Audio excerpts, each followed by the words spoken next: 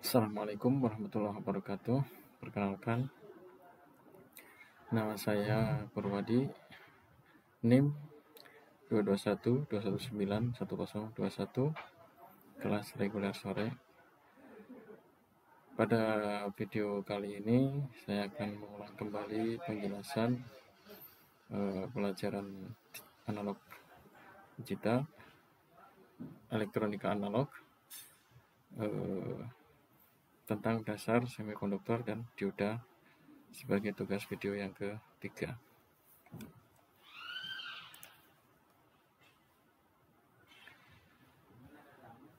Semikonduktor. Apakah semikonduktor itu? Semikonduktor adalah bahan yang memiliki hambatan atau massa jenis antara konduktor dan isolator. Nah, simbolnya adalah arrow ini. Hambatan jenis, yang memiliki hambatan jenis. Yakni sebesar 10 pangkat min 6 sampai dengan 10 pangkat 4 ohm meter. Jadi bahan semikonduktor memiliki sifat berada di antara konduktor dan isolator. Perbandingan hambatan jenis konduktor, semikonduktor, dan isolator bisa dilihat pada tabel ini, di mana terdapat 3 bahan, yakni tembaga dengan hambatan jenis 1,7 kali 10 pangkat min 8 ohm meter yang memiliki sifat konduktor, itu menghantarkan arus. Yang kedua adalah silikon pada 300 derajat Kelvin yang merupakan bahan semikonduktor dengan hambatan jenis 2,3 kali 10 pangkat 3. Yang ketiga adalah bahan dari gelas yang merupakan bahan isolator dengan hambatan jenis 7,0 kali 10 pangkat 6. Bahan semikonduktor sendiri yakni berada di antara konduktor dan isolator.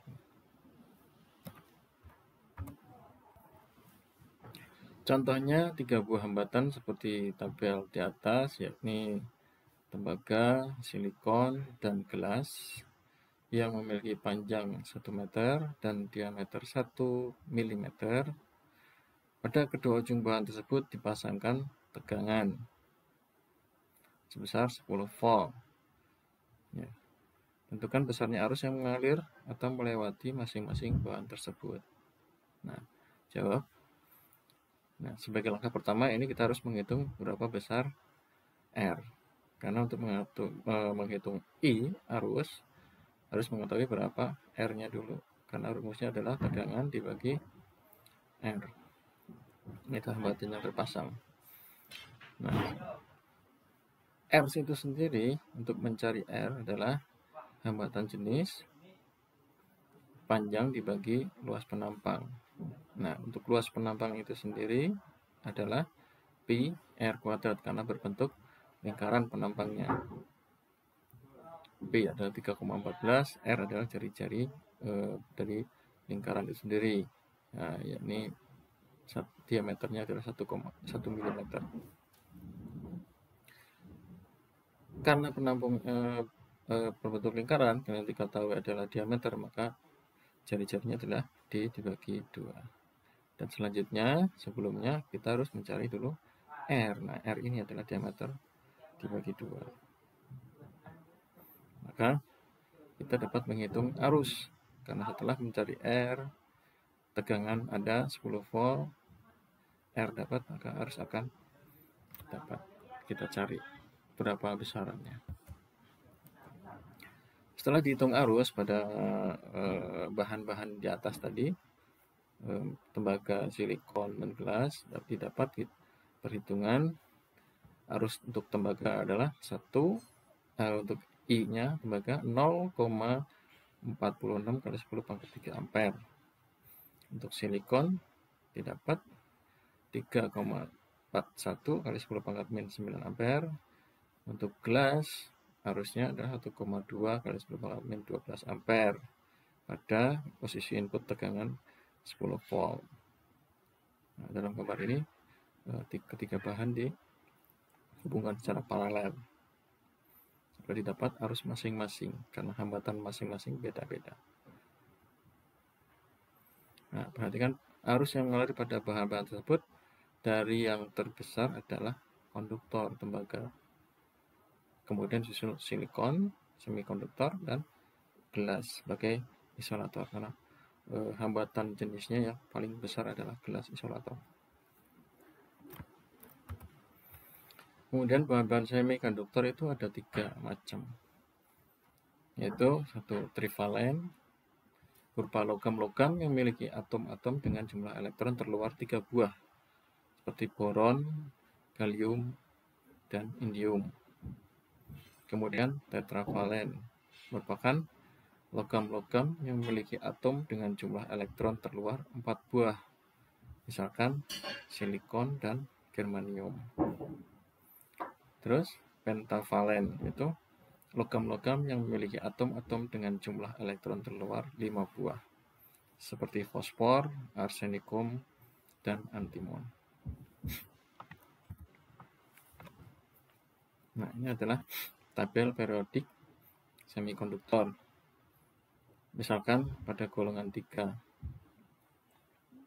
yaitu berarti jumlah elektron terluarnya ada 3. Dan silikon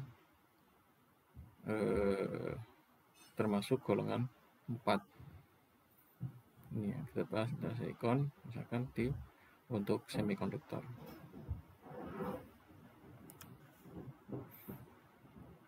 Bahan-bahan semikonduktor. Bahan-bahan semikonduktor yang paling banyak digunakan adalah silikon dan germanium. Jumlah elektron silikon 14 buah, jumlah elektron germanium 32 buah. Jumlah elektron germanium, jumlah elektron valensi atau elektron terluar silikon maupun germanium masing-masing 4 buah. Nah, seperti tabel periodik ini ya, silikon, karena dia masuk golongan 4. Jadi ikatan valensinya, elektron valensinya, yang elektron terluarnya ada 4 buah. Jenis ikatan kovalen.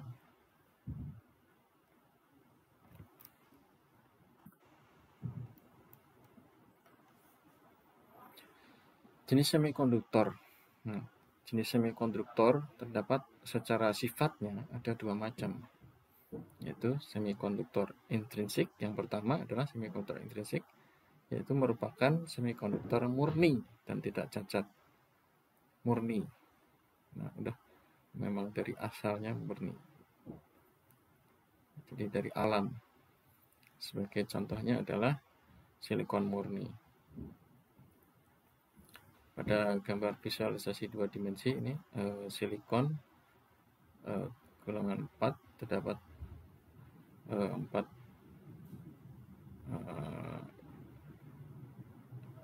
ikatan elektronnya. Ini ikatan kovalennya. Pada visualisasi 3 dimensi pun terlihat ini silikon bebas.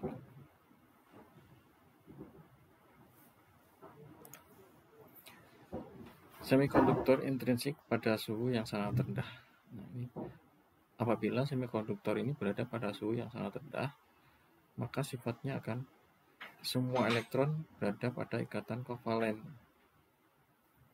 Jadi tidak ada elektron bebas atau tidak ada pembawa muatan sehingga bersifat sebagai isolator. Jadi apabila semikonduktor intrinsik, semikonduktor murni pada suhu yang sangat rendah, maka dia bersifat sebagai isolator karena tidak ada elektron bebas atau tidak ada pembawa muatan. Nah, kemudian berbeda jika semikonduktor berada pada suhu kamar. Itu sifatnya akan agitasi termal menyebabkan beberapa elektron valensi keluar dan ikatan kovalen menjadi elektron bebas sehingga sebagai pembawa muatan negatif. Munculnya elektron bebas diikuti dengan terbentuknya hole atau lubang sebagai pembawa muatan positif. Peristiwanya disebut pembangkitan atau generation. Terus jika dipasang beda potensial, terjadi aliran arus sebagai konduktor dengan konduktansi rendah. Ternyata pada suhu kamar terdapat beberapa elektron valensi keluar dari ikatan kovalen menjadi elektron bebas sebagai membawa muatan negatif yang disebabkan kenaikan suhu, yang dari suhu rendah ke suhu kamar. Jadi suhu rendah dari suhu rendah menjadi suhu kamar itu. Kemudian berikut adalah tabel sifat-sifat bahan silikon dan germanium. Jadi sifatnya, nomor atomnya silikon 14, germanium 32. Ini pada pelajaran kimia nih. Berat atomnya untuk silikon 28,1, germanium 72,6. Kerapatan gram per cm kubik, silikon 2,33, germanium 5,32. Konstanta dielektrik, silikon 12, germanium 16 atom per cm kubik, 5,0 kali 10 pangkat 22 untuk silikon, 4,4 kali 10 pangkat 22 untuk germanium. Mobilitas elektron pada suhu 300 derajat Kelvin, mikro nano cm persegi per volt second untuk silikon 1300, untuk germanium 3800. Mobilitas elektron pada suhu 300 derajat Kelvin, mikropiko cm persegi per volt second, yakni untuk silikon 500, germanium 1800. Konsentrasi intrinsiknya, ini konsentrasinya yang alaminya 1,5 kali 10 pangkat 10 untuk silikon, dan 2,5 kali 10 pangkat 13. Silikon lebih kecil. Kemudian ini adalah gambar struktur kristal pada semikonduktor intrinsik yang diberikan beda potensial terhadap bahan tersebut. Yang tergambar peristiwa generasian, yakni terdapat hole pada ikatan kovalen. Ini namanya proses generasi. Jadi ketika diberikan tegangan, saklar yang untuk generasi kan saklar terbuka, yang ketika diberikan tegangan saklar tertutup, maka terjadi rekombinasi, yakni masuknya elektron-elektron bebas ke dalam hole-hole yang tadi sebelum dimasukkan tegangan. Jadi saling berkombinasi setelah dimasukkan tegangan pada semikonduktor intrinsik.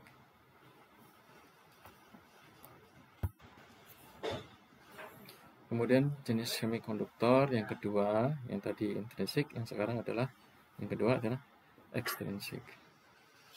Semikonduktor ekstrinsik yakni semikonduktor buatan. Ini semikonduktor yang memperoleh pengotoran atau penyuntikan atau doping oleh atom asing. Jadi dari yang alam, yang intrinsik, yang murni, yang ini dikasih doping atau pengotoran oleh atom asing. Untuk semikonduktor ekstrinsik dibagi menjadi dua tipe, yakni semikonduktor tipe N dan semikonduktor tipe P. Semikonduktor tipe N itu sifat pengotoran oleh atom pentavalen. Jadi seperti fosfor, arsenikum, dan antimon. Jadi apabila pengotorannya oleh atom pentavalen, maka akan merupakan tipe semikonduktor tipe N. Atom pengotoran disebut dengan donor, atom donor, dengan pembuatannya adalah elektron. Sedangkan untuk tipe P, pengotorannya atau dopingnya disebabkan oleh trivalen seperti boron, gallium, dan indium dari bahan-bahan trivalen tadi. Kalau yang tipe N dari pentavalen, kalau yang tipe P tadi trivalen. Nah, atom pengotorannya disebut atom akseptor dan membawa muatan hole. Nah, itu adalah ciri-ciri semikonduktor tipe N dan tipe P. Jadi, jika terdapat dua bahan semikonduktor murni, kemudian kita doping dengan boron, misalkan seperti yang di bawah ini, boron yang termasuk atom-atom trivalen, maka akan menjadi semikonduktor tipe P.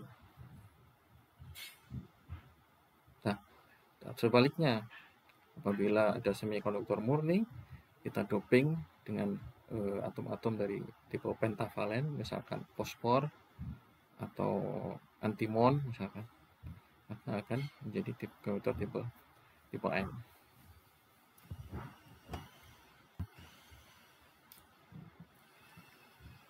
Jenis semikonduktor ekstrinsik. Nah, kemudian tujuan doping yakni meningkatkan konduktivitas semikonduktor dan memperoleh semikonduktor dengan hanya satu pembawa muatan, elektron atau hole saja, dengan perbandingan atom dopan atau berbanding atom murni sama dengan 1:10⁻⁶ sampai dengan 10⁻8. Dopan adalah atom pengotor. Atom-atom dopan pada semikonduktor tipe N adalah atom-atom pentavalen yang dinamakan sebagai atom donor seperti yang tadi sifat-sifat semikonduktor tadi. Tipe N adalah pentavalen, fosfor, arsenium, dan antimon,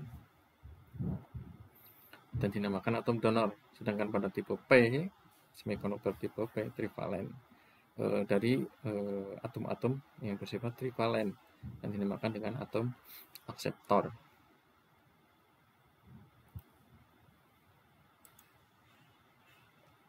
Ini adalah semikonduktor tipe N.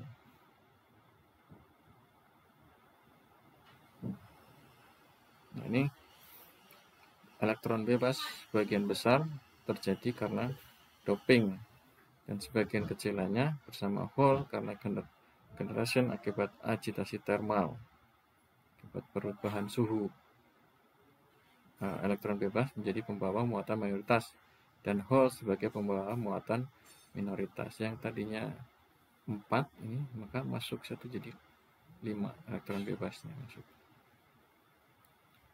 Ini yang tipe N.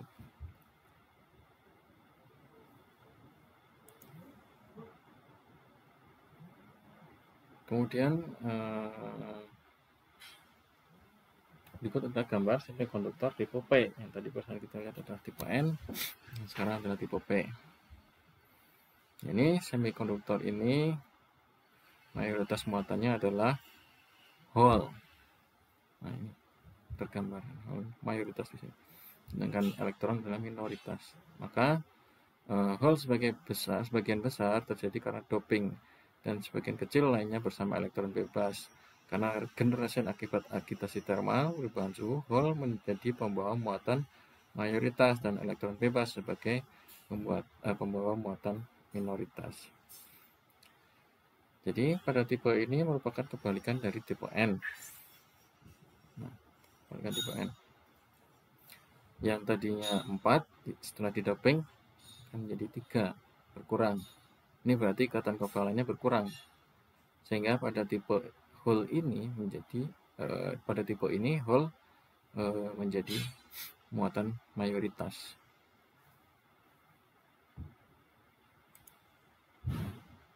Ini adalah contoh-contoh piranti semikonduktor, beberapa piranti semikonduktor, misalkan dioda pertemuan PM, transistor, thermistor, SCR, atau silicon control rectifier, IC, LED, dan sebagainya. Ini adalah contoh-contoh piranti yang terbuat dari bahan-bahan semikonduktor. Kemudian masuk ke dioda. Dioda merupakan komponen yang menggunakan bahan semikonduktor ekstrinsik PN. Dioda pertemuan PN adalah mempertemukan bahan semikonduktor tipe P dan tipe N. Yaitu suatu pertemuan PN adalah kristal tunggal semikonduktor yang pada satu sisinya mendapat menyuntikan atom akseptor dan pada sisi yang lain mendapat suntikan atom donor. Pertemuan PN merupakan blok bangunan dasar, basic building block, bagi piranti semikonduktor. Diode pertemuan PN yang pada kedua sisinya dilekatkan logam metallurgical bond sehingga terdapat dua ujung logam yang merupakan terminal atau elektroda, yakni anoda dan roda pada sisi P dan katoda pada sisi N.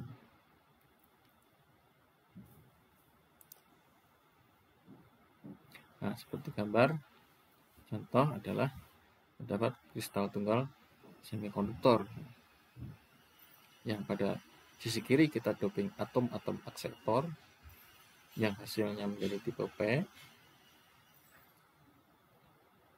Jika doping dengan atom-atom donor hasilnya akan menjadi tipe N. Sehingga dari doping yang dilakukan pada semikonduktor intrinsik murni ini akan menjadi bahan semikonduktor ekstrinsik pertemuan antara P dan N. Nah, terlihat gambar diode terdiri dari pertemuan semikonduktor tipe P dan tipe N. Kemudian sisi kanan dan kirinya dipasangkan logam. Sisi kanan dan kirinya sebagai ujung-ujung terminal, di mana logam sisi P dinamakan anoda, sedangkan sisi N dinamakan dengan katoda. Pada ujung katoda biasanya ditandai dengan garis hitam. Nah, ini kalau aslinya, bentuk aslinya dioda kan seperti ini, ada garis hitamnya ini. Nah, yang terlihat pada fungsinya yaitu sebagai penyarah. Nah, ini ada simbolnya yang terlihat. Itu fungsinya dioda sebagai penyarah tegangan arus bolak-balik. Maka pada simbol terdapat tanda panah. Ini input masukan dari anoda dari kiri menuju ke katoda. Dengan jika dibalik masuk dari katoda maka akan diblok. Maka ini simbolnya ada garis lurus.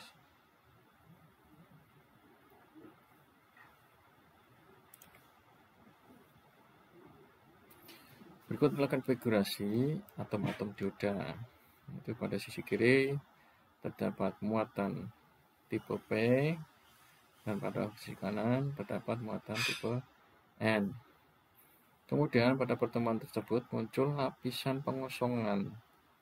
Nih, lapisan pengosongan pada titik bidang pertemuan. Seperti terlihat, tipe P tersusun atas atom-atom hole dan tipe N atau ion-ion akseptor negatif, dan sebaliknya pada tipe N tersusun oleh atom-atom elektron yang memiliki ion negatif donor. Ya.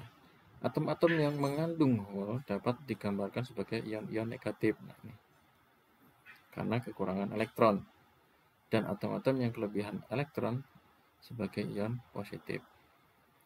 Ion-ion akseptor adalah ion-ion negatif dan ion-ion donor adalah ion-ion positif.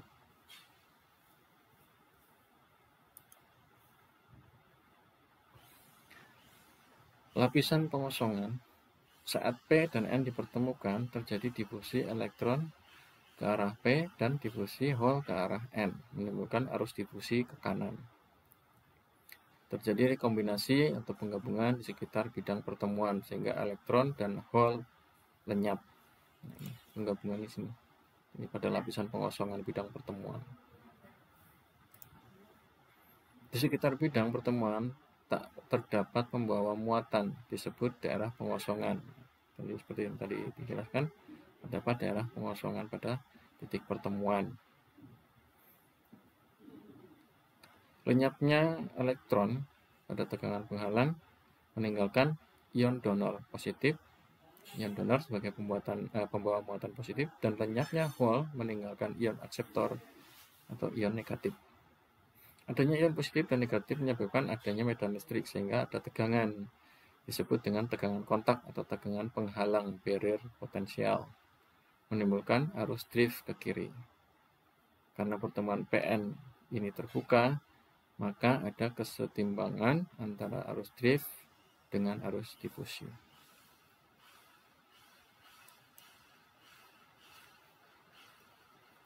Nah, kemudian pertemuan PN bias maju atau forward bias. Itu arus masuk dari anoda ke katoda.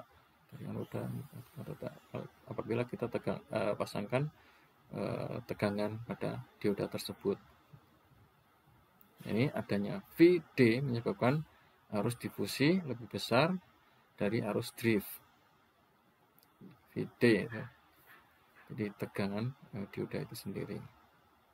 Jika potensial penghalang sebelum diberi VD, maka V0 aksen, maka potensial penghalang turun menjadi V0 dikurangi VD. Daerah pengosongan jadi sempit. Daerah pengosongan akan menjadi sempit. Membawa mayoritas muatan energi yang cukup untuk melewati potensial penghalang. Hole dari sisi P membawa mayoritas negatif dapat melewati daerah pengosongan menjadi membawa mayoritas negatif. Jadi kena arusnya forward. Elektron dari sisi N membawa mayoritas dapat melewati daerah pengosongan menjadi pembawa minoritas di sisi P. Jumlah arus dari elektron dan hole merupakan arus total yang dilewati dioda. Jadi arus totalnya adalah jumlah arus dari elektron dan hole. Jika pertemuan PN forward bias. Jadi dari anoda ke katoda. Bagaimana kalau pembiasan mundur? Lihat seperti rangkaian ini, yang tadi adalah positifnya di posisi anoda, yang sekarang positifnya di posisi katoda. Jadi arus ini mundur bias, reverse, balik, yakni kebalikan dari bias maju. Arus masuk dari katoda. Hole pada sisi P bergerak ke kiri. Hole pada sisi P bergerak ke kiri. Di sini. Elektron pada sisi N bergerak ke kanan. Elektronnya bergerak ke kanan. Daerah pengosongan melebar. Ini karena hole dari sisi P bergerak ke kiri, ini juga ke kanan. Maka daerah pengosongan akan melebar. Potensial penghalang menjadi V0 plus VD. Jadi adalah penjumlahan. Kalau yang tadi adalah pengurangan, ini adalah penjumlahannya. Tidak ada arus lewat bidang pertemuan. Arusnya tidak ada di sini, kosong bidang pertemuannya. Karena daerah pengosongan pada dasarnya merupakan semikonduktor intrinsik, agitasi termal dapat menyebabkan terjadinya generasi, sehingga muncul pasangan elektron dan hole pada daerah ini. Pengaruh medan listrik yang terpasang terhadap adanya elektron dan hole di daerah pengosongan menyebabkan terjadinya arus yang arahnya dari katoda ke anoda, dan disebut arus balik saturasi yang besarnya 10 pangkat 8 sampai dengan 10 pangkat min 14. 10 pangkat min 8 sampai dengan 10 pangkat min 16 ampere. Jadi karena adanya medan listrik yang terpasang, maka akan muncul arus di sini. Yang besarnya adalah 10 pangkat min 8 sampai dengan 10 pangkat 14 ampere.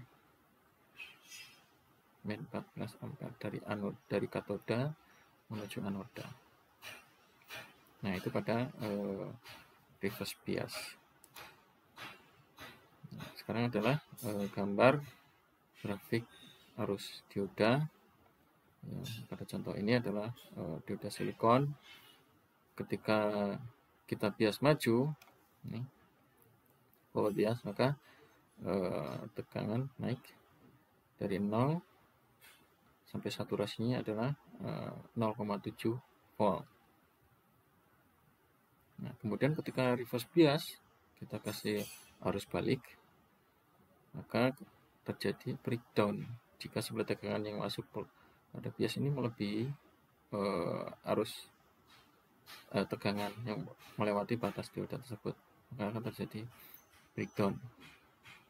Dan pada saat kondisi ini, dioda disebut dengan kondisi pada keadaan rusak dan tidak berfungsi sebagai penyarah. Ini adalah karakteristik untuk unit Zener bekerja pada bias negatif. Berikutnya adalah gambar dari simbol dari dioda. Ada dua.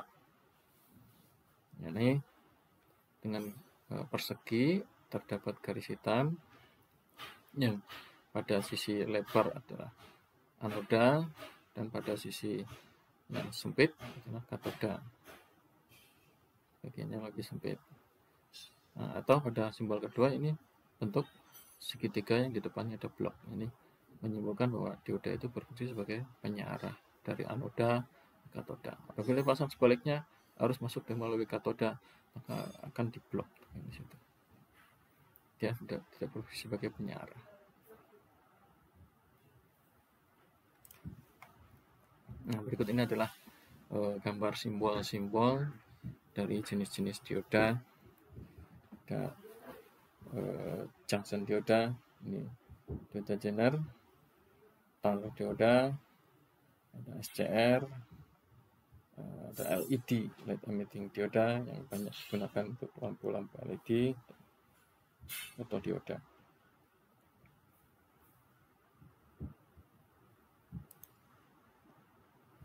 Kemudian jenis-jenis dioda dan penggunaannya.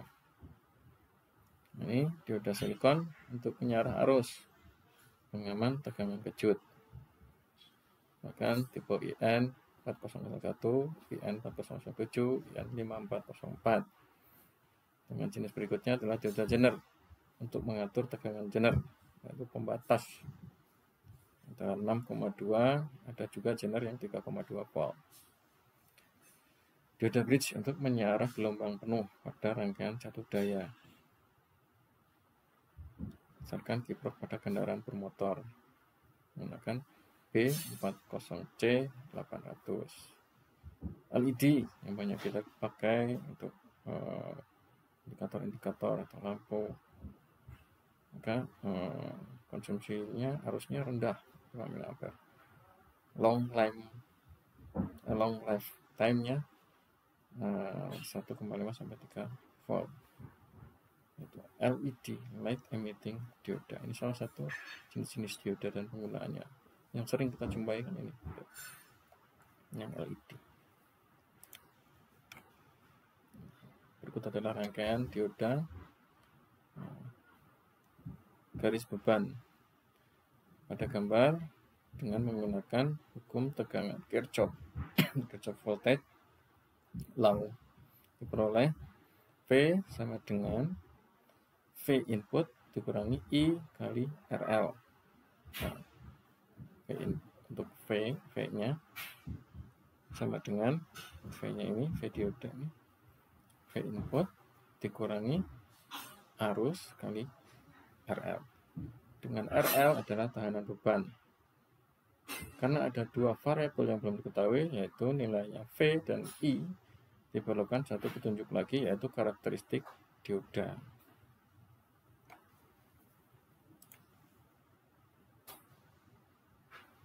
Ini adalah kurva beban pada dioda. Garis beban melewati titik I sama dengan 0. Garis beban melewati titik I sama dengan 0. Titik potong V adalah, nah ini titik potong V.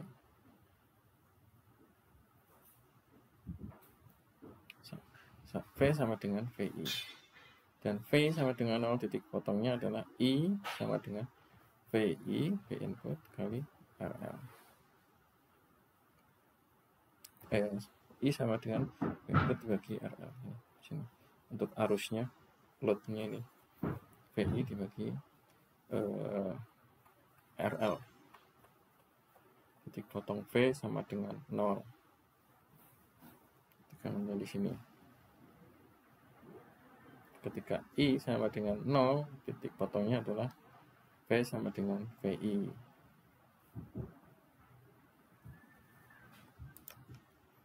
Nah, ini merupakan karakteristik dinamis dioda.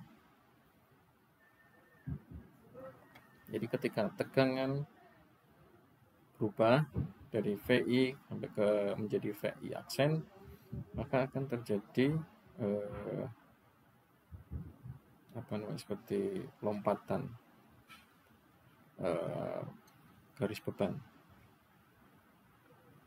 Ini adalah kurva karakteristik dinamik. Hubungan arus terhadap tegangan masukan VI bervariasi, disebut karakteristik dinamis. Laring garis beban adalah tetap karena resistance beban RL-nya adalah tetap. Ini merupakan perubahan dari VI berubah menjadi VI aksen.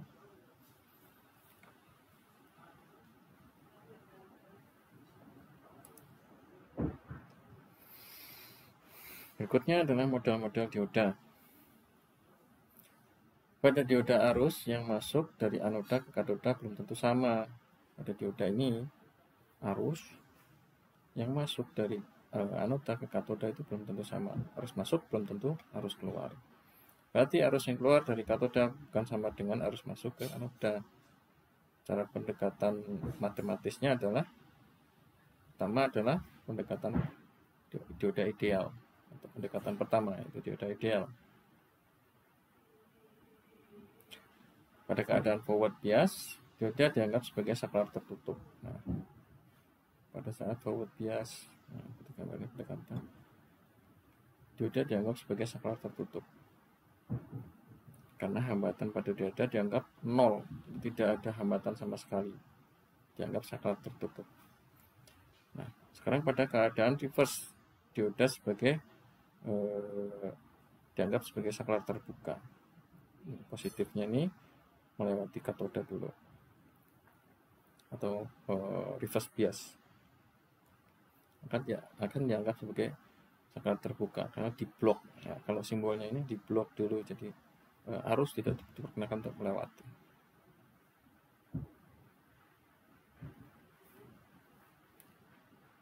Karena hambatan dioda dianggap sebagai tak terhingga, sangat besar sekali, mau dianggap sebagai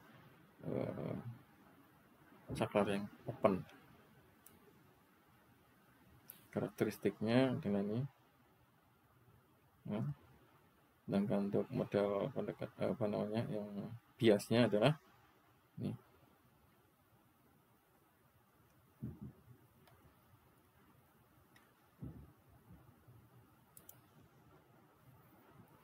Kemudian pendekatan kedua, yakni pada keadaan forward bias, dioda dianggap sebagai sumber tegangan atau VY, VV gamma.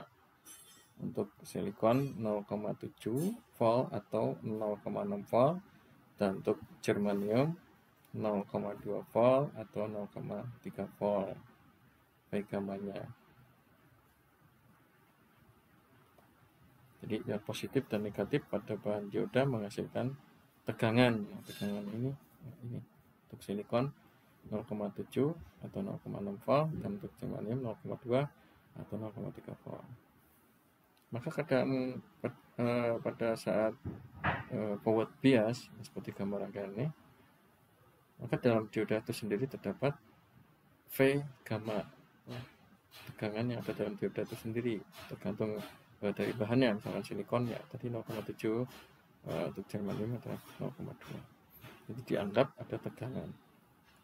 Ada ketika forward bias, maka ada dua tegangan di sini. Pada keadaan reverse, sebaliknya, dioda dianggap sebagai saklar terbuka. Ini sama dengan metode pertama. karena hambatan pada dioda dianggap bernilai tak terhingga. Ini sama dengan pendekatan yang pertama tadi, waktu keadaan reverse. Nah, ini adalah karakteristiknya pada keadaan forward, dan ini adalah keadaan reverse.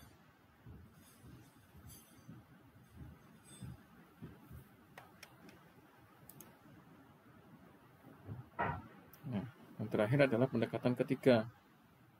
Ini pada keadaan forward bias, dioda dianggap sebagai sumber tegangan, masih dianggap sebagai sumber tegangan, yaitu silikon 0,7 atau 0,6, dan untuk gamma dan untuk germanium V gamma-nya adalah 0,2 atau 0,3 dengan resistansi forward. Ya, kalau pada kondisi pendekatan ketiga ada tegangan, ada resistansi juga di dalam dioda itu sendiri yang terpasang secara seri dengan tegangan.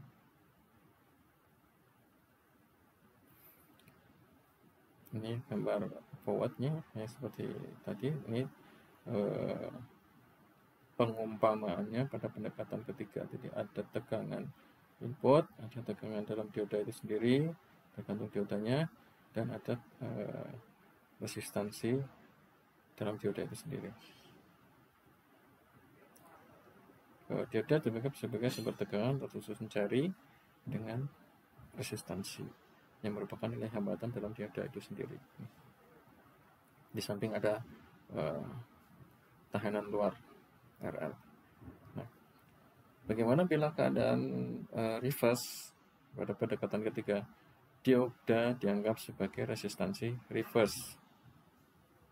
Ya, ini bukan lagi dianggap sebagai saklar terbuka, tetapi dioda dianggap sebagai resistansi reverse yang bernilainya sangat besar. Ya, dianggap resistansi. Jadi bukan saklar terbuka ya. Kalau saklar terbuka ini sangat besar, nggak ada nilainya. Nilainya sangat besar dan arus mungkin tidak akan bisa masuk karena terbuka. Tapi kalau untuk pendekatan ketiga ini masih ada nilai resistansi. Jadi arus mau sekecil pun masih ada nilainya di situ. Dan ini adalah karakteristik gambar karakteristiknya dalam kondisi forward bias. Dan untuk ini adalah karakteristik ketika reverse bias. Kemudian contoh soal yang terakhir, perhatikan rangkaian dioda di samping ini. Gambarkan rangkaian pengganti atau rangkaian ekuivalen dan hitung besaran tegangan arus dan dioda menggunakan pendekatan 1, pendekatan 2, dan pendekatan 3. Nah, pada pendekatan 1, dioda dianggap sebagai saklar tertutup seperti ini dengan tegangan input adalah 10 volt, tahanan luar itu 100 ohm, maka arus akan dapat diketahui dengan hukum ohm, yaitu I diodanya V in 10 volt dibagi RL 100 ohm sama dengan 0,1 ampere. Kemudian bagaimana cara untuk pendekatan kedua, menghitung arusnya? Nah, dianggap dioda dalam dioda itu sendiri terdapat tegangan, maka arus dioda yaitu V in dikurangi tegangan dalam dioda itu sendiri, karena dia akan sebagai pengurang, baru dibagi dengan tahanan luarnya, maka 10 volt dikurangi 0,6 volt dibagi 100 sama dengan 0,09 ampere, 94 ampere.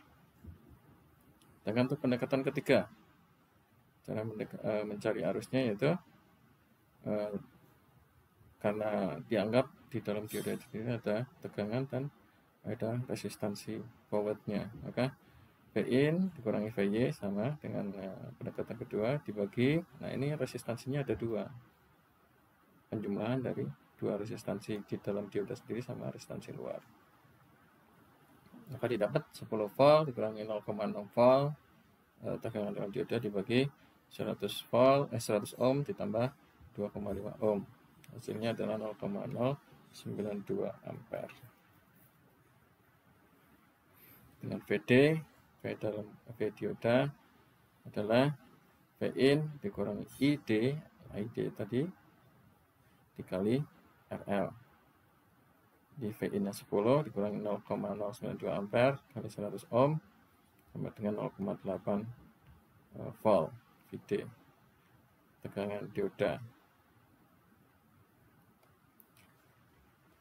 Nah, kemudian berapa VD pada pendekatan 1 dan pendekatan 2? Ya, kan ini tadi untuk pendekatan kita hitung VD-nya ini. Dengan menggunakan rumus yang sama untuk pendekatan 1, VD-nya itu Vin dikurangi ID kali RL. Vin-nya 10, ID-nya tadi 0,1. Kita sudah dapatkan itu pendekatan 1 kan 0,1 ID-nya. Dikalikan resistansi luar 100 ohm, maka didapatkan 10 kurangi 10 ya, sama dengan 0 volt. 0 volt karena dianggap sebagai saklar tertutup. Tegangannya nggak ada yang di dalam. Dan arusnya pun sangat besar. Nah, bagaimana untuk pendekatan kedua? VD-nya sama dengan rumus yang sama. VD sama dengan Vin dikurangi ID kali RL. Ini Vin-nya tetap 10, ID-nya adalah 0,094 seperti yang kita dapatkan tadi. Untuk pendekatan kedua dikalikan 100 ohm sama dengan 0,6 volt. Kecil. Maka kesimpulannya adalah VD yang terbesar adalah ketika perhitungan menggunakan pendekatan ketiga, yakni sebesar 0,8 volt pada rangkaian di atas, sedangkan arus yang terbesar dapat pada pendekatan metode 1. Demikian penjelasan presentasi dari saya sebagai tugas yang ketiga video. Atas perhatiannya saya ucapkan terima kasih. Assalamualaikum warahmatullahi wabarakatuh.